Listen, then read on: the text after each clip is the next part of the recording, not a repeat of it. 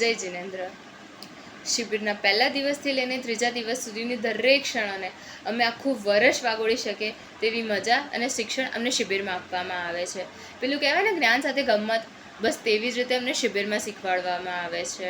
રોજ બપોરે નવી નવી રમતો અને સાંજે સંધ્યા ભક્તિ, જેમાં મન મૂકીને ગરબા અને ભક્તિ કરવાની કંઈક અલગ જ મજા છે. અને રોજ વહેલી સવારના ઝુંબા તો ખરા જ, જેની પણ કંઈક અલગ જ મજા છે.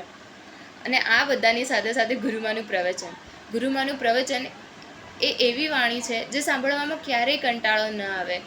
ગુરુમાની વાણી એ અમૃત છે, અમૃત, જે જીવનમાં ઉતારવા જેવી છે, જે જીવનને નવી દિશા આપે છે. આ 3 દિવસમાં તો એવું લાગે જાણે ગુરુમાએ અમને પોતાના જ બનાવી લીધા છે. આ શિબિરમાં ફોન અલાઉડ નથી અને રોજ વહેલી સવારે 5:30 ઉઠવાનું હોય છે. છતાં પણ અમે હોંશે હોંશે ઉઠીએ છીએ. અને 3 દિવસ પછી ગુરુમાને છોડીને જવાની ઈચ્છા જ ના થાય, એટલા સારા અમારા ગુરુમા અને તેમનું પ્રવચન છે. ગુરુમા, થેન્ક યુ સો મચ અમને શિબિરમાં બોલાવવા માટે. આવી જ રીતે તમે શિબિર રાખતા રહેજો અને અમને બોલાવતા રહેજો. અને 3 જ દિવસમાં અમને પોતાના બનાવી લેજો. Thank you so much ગુરુમા.